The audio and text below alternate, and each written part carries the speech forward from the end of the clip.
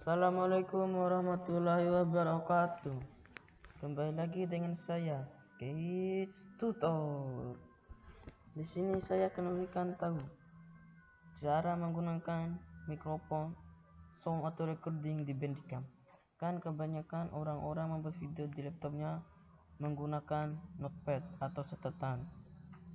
Terus perhatikan, kita di sini kita pilih setting, kita kembali.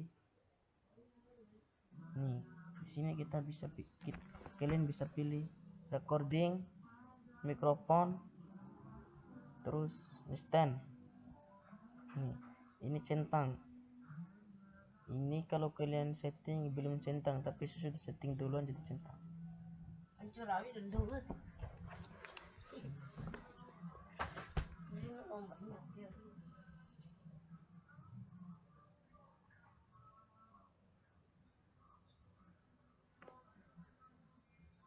Kalian bisa langsung close, terus kita ke playback. Ini yang penting, kita level. Nah, ini kita kasih perbesar.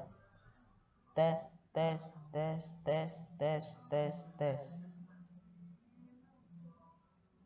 Nah, oke.